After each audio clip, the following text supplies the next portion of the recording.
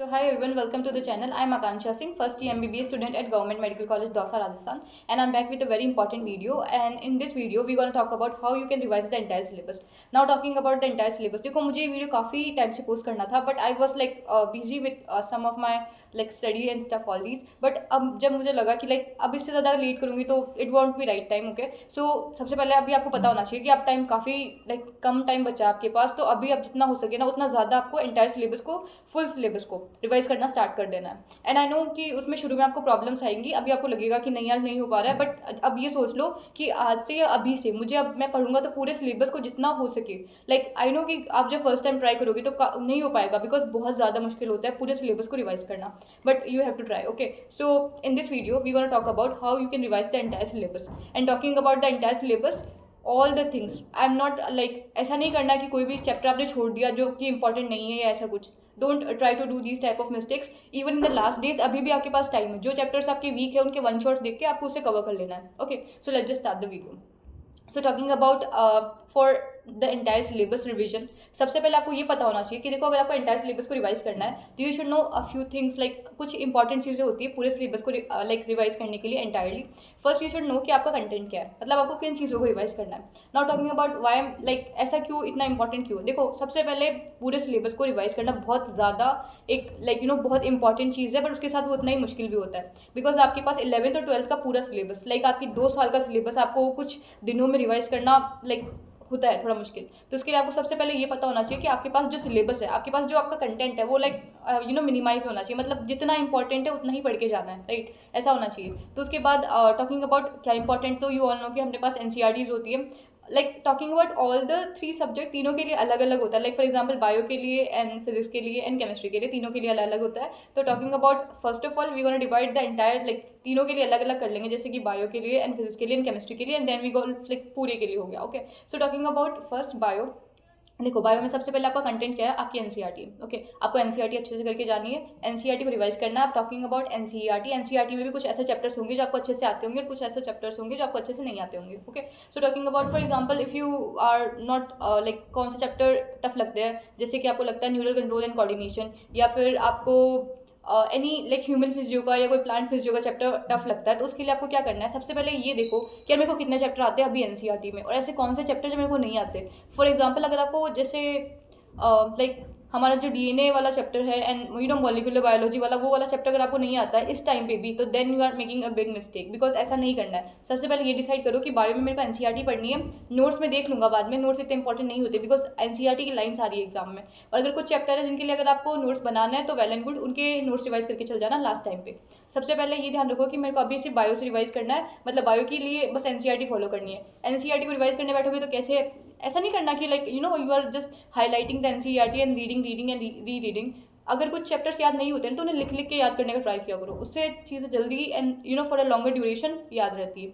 उसके बाद talking about second thing, जैसे आपने कुछ चैप्टर्स पढ़े, फॉर एग्जांपल आपने एक यूनिट कंप्लीट की, फॉर एग्जांपल आपने सेल वाली यूनिट आपने कंप्लीट की. ओके, सो उसके बाद आपको क्या करना है कि उसको आपने पढ़ लिया, अब उसके आपको पीवाईक्यू सॉल्व करना है. अब ऐसा क्यों बोल रही हूँ, बिकॉज देखो यार जब आप पढ़ते हो ना पहली बार तो कई चीज़ें आपसे छूट जाती है, और आई नो ये सबके साथ होता है, ऐसे हो ही नहीं सकता कि आपने कितना भी आपने एफर्ट डाला स्टिल कुछ चीज़ें रह जाती है. तो उनको कवर करने के लिए आपको हमेशा क्वेश्चन प्रैक्टिस करनी चाहिए. And believe me, all I am trying to say this कि अगर आपकी रिवीजन अच्छे से हो रहा है, मीन्स आपकी थ्योरी अच्छे से कवर हो रही है and you are also doing question practice, तो उससे आपका जो पूरा बैलेंस है स्टडी का वो बहुत अच्छा बना रहेगा. तो आपको वो करना है. ओके, सो इसके लिए ये हो गया, सबसे पहले आपको एनसीईआरटी को अच्छे से रिवाइज करना है बायो के लिए, सेकंड पीवाईक्यू सॉल्व करना है, और उसके बाद डेली रिवाइज किया. ऐसा मतलब ऐसा नहीं करना आपको कि लाइक कुछ स्टूडेंट क्या करते हैं कि वो आज उन्होंने ऐसा कर लिया कि मैं आज बायो पढ़ूंगा एंड आज फिजिक्स एंड आज केमिस्ट्री, एंड तीनों को सेपरेट. आपके नीट के एग्जाम में तीनों एक साथ आने वाले हैं, तो आपको पता होना चाहिए कि यार मुझे तीनों का बैलेंस बना के चलना है. ऐसा नहीं कि मुझे एक दिन मैंने सिर्फ लाइक बायो पढ़ लिया और एक दिन मैंने फिजिक्स पढ़ लिया, एक दिन ऐसे इन्हें डिस्ट्रीब्यूट करके नहीं. बट स्टिल अगर आपके लिए वो वर्क करता है तो that is well and good. But I am like मुझे ये कहना है कि आप ऐसा ट्राई किया करो कि है ना मैं एक दिन में तीनों को टाइम दे सकूँ. ओके, एंड बायो को अभी सबसे ज़्यादा आपको टाइम देना है बिकॉज बायो हमारे सबसे ज़्यादा मार्क्स को इंक्लूड करती है. तो आपको सबसे ज़्यादा ये ध्यान रखना है कि यार बायो में तो मैं 360 का ही एम रख के चलूँगा, मुझे उतने ही नंबर चाहिए. ओके, तो इसी के लिए ये करना है, सबसे पहले अपनी एनसीईआरटी को रिवाइज करो. रिवाइज कैसे कर सकते हो, वही अपनी just like reading and by writing and all, like जैसे बोल के, चाहे से मुझे जैसे बोल के याद होता था, like I use to like walking, मतलब चलते चलते एंड फिर मैं अपने किताब को हाथ में लेके चलते चलते याद करते करते, और ऐसे बोल के मेरे को वो याद होता था. तो दैट इज़ लाइक, या फिर अगर आपको किसी को समझा के याद होता है, फॉर एग्जाम्पल अगर आपका कोई फ्रेंड है या डजंट मैटर, लाइक अपनी सामने आपने कोई स्टफ रख लिया है या आप खुद से मिरर में देख के आप खुद को समझा सकते हो, तो ऐसे करके आपको बस अपनी बायो को अच्छे से रिवाइज करना है। Okay, now coming to the second thing, like chemistry के लिए देखो बायो के लिए इतना ही करना है। अगर स्टिल इफ़ यू वांट कि लाइक नहीं मेरे कुछ चैप्टर्स वीक हो जो मुझे बिल्कुल समझ में नहीं आते, मैंने कैसे पढ़ूँ, तो उसके लिए आपके पास वन शॉट्स होते हैं, आप वो कर सकते हो। वन शॉट्स देख लो, उससे रिवाइज कर लो अच्छे से। और अभी तो इस टाइम पे आपको यूट्यूब पे इतने जो marathon series, someone was asking me कि if they can follow marathon series और not, so I think it is very good for physics and chemistry, but for bio I don't think so it will be that much worth. But अगर आप ये उससे help होती है तो you can go for that, because देखो यार क्या होता है, बायो में चीज़ें समझ में आ जाती है, but bio is all about like थोड़ा रटना पड़ता है। I know it would not sound that great, but रटना पड़ता है। देखो बायो में सब रटता है, and that is like the bitter truth, रटना तो पड़ता ही है, क्योंकि वहाँ पे एनसीईआरटी की लाइन आ रही है। अगर आपने एनसीईआरटी की लाइन समझी है, वेल एंड गुड, समझ के देखो चीज़ें आपको याद कब होगी, जब आपने उन्हें समझा होगा। अगर आप बिना समझे रटने जाओगे तो फिर आपको आपसे रटा भी नहीं जाएगा, like I you won't be able to cram also.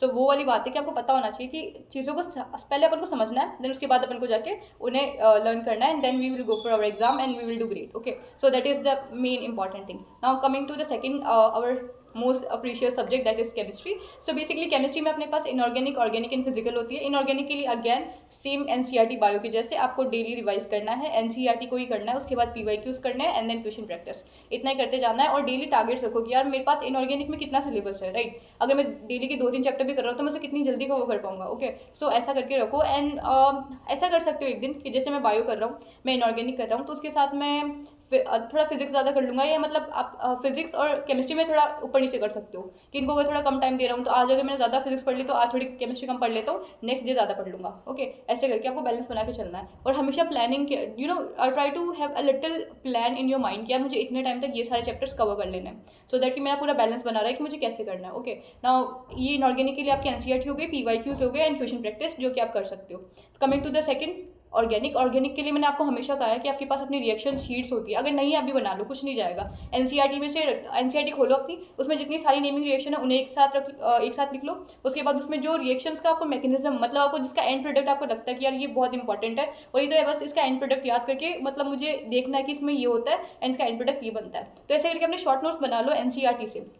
I am not saying कि लाइक पूरी एनसीईआरटी लिखनी है, ऐसा नहीं करना। आपको ट्राई करना है कि आप अपने शॉर्ट नोट्स बना सको, और सबके पास होने चाहिए अपने शॉर्ट नोट्स, बिकॉज लास्ट के टाइम पे आपके शॉर्ट नोट्स आपकी इतनी ज़्यादा हेल्प करते हैं जब आपको लगता है कि यार मैंने तो अपना पूरा सिलेबस रिवाइज कर लिया, वो भी मतलब पूरा 11-12 का सिलेबस रिवाइज कर लिया थ्रू माई शॉर्ट नोट्स या माई फॉर्मूला शीट्स वैसे करके, तो उससे काफ़ी ज़्यादा कॉन्फिडेंस बूस्ट होता है आपका। ओके, सो एंड अगर आपके पास नहीं है तो still they will be available on many Telegram channels. आप किसी भी लाइक आपको मिल जाएंगे टेलीग्राम चैनल पे। अगर आपके पास नहीं है तो you can look for that also. And coming to the third, that is physical में one more thing inorganic, that don't skip NCERT की बैक एक्सरसाइज की क्वेश्चंस, उन्हें स्किप नहीं करना है, वो करके जाना है, अलॉन्ग विथ जो एडिशनल एक्सरसाइजेस हैं उन्हें करके जाना है। एंड या उसमें बैक एक्सरसाइज हो गई, इन टेक्स्ट बहुत इंपॉर्टेंट होता है, बहुत ज़्यादा सुपर इंपॉर्टेंट होता है। एंड आई से कि देखो आप जैसे बायो की एनसीईआरटी करते हो ना, वैसे आपको केमिस्ट्री की एनसीईआरटी करके जानी होती है, because they both are equally important in my scenario, या फिर मैं अपने पॉइंट ऑफ व्यू से कहूँ तो कि मुझे बहुत ज़्यादा इंपॉर्टेंट लगती है केमिस्ट्री की एनसीईआरटी। मैंने बहुत बार पढ़ी है, मतलब लाइक मल्टीपल टाइम्स आई से। और coming to physical chemistry is have a similar approach as like of physics, because उसमें अपने पास फॉर्मूलाज होते हैं, उसमें कॉन्सेप्ट्स होते हैं, तो then comes the importance of your notes, आपकी नोट्स इंपॉर्टेंस आपके नोट्स का यहाँ पे। And then coming to your formula sheets, अगर formula sheets like I know काफ़ी बच्चों के पास नहीं होगी, तो स्टिल ट्राई टू मेक कि लाइक अपने जो नोट्स हैं उनमें से सारी जो कॉन्सेप्ट है उन्हें एक जगह लिख लूँ। देखो आप जितनी भी मेहनत कर रहे हो ना, आप अपने खुद के लिए कर रहे हो यार, तो ऐसा नहीं सोचना चाहिए कि यार मेरे पास नहीं है तो मुझे कोई और दे दे या मैं किसी और से ले लूँ, ऐसा नहीं करना है।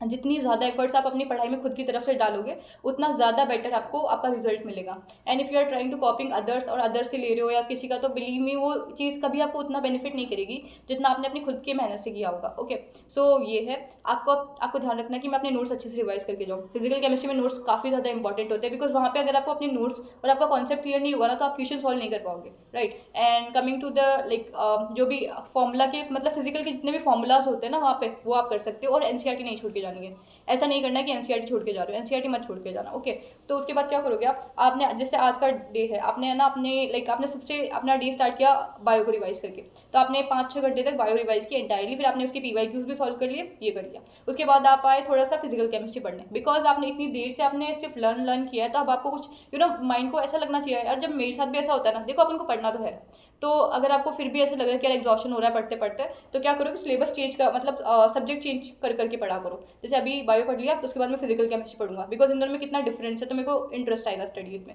उसके बाद ये मैंने फिजिकल पढ़ लिया, फिर मैं थोड़ा सा इनऑर्गेनिक पढ़ लूंगा, इनऑर्गेनिक पढ़ने के फिर अगेन मैं फिजिक्स पढ़ूंगा। तो ऐसे अपने वेरिएशन लाओ अपनी पढ़ाई में, सो दैट कि आपकी पढ़ाई इंटरेस्टिंग हो, बिकॉज पढ़ना तो है, अब we don't have any choice, तो क्यों ना अपनी पढ़ाई को अच्छे से इंटरेस्टिंग बना के पढ़ा जाए। Okay, so that's like good you can do in your studies. Okay, a good habit I'll say. Now coming to the physics, right, because we have talked about the entire chemistry में इतना ही करना है, and again you need to solve PYQs, you need to do question practice, and you need to give full syllabus mocks from right now. Like अभी तो दे ही रहे होंगे, because I think last के moment में ऐसा कोई बच्चा नहीं होगा जो एंटायर लाइक फुल सिलेबस के टेस्ट नहीं दे रहा होगा। अगर आप नहीं दे रहे अभी भी, तो then you are making a big mistake, because I know number कम आएंगे, 500 आ रहे 400 आ रहे, डजेंट मैटर, आप सीख रहे हो ना उससे। हमेशा याद रखा करो, लाइक मॉक्स में पेपर, मुझे कई बच्चे बोलते हैं कि हमारे मॉक्स में 500 400 550 ऐसे आ रहे हैं, तो ये सही है नहीं है। देखो, mocks are not gonna decide कि आपकी नीट में भी इतने ही नंबर आएंगे।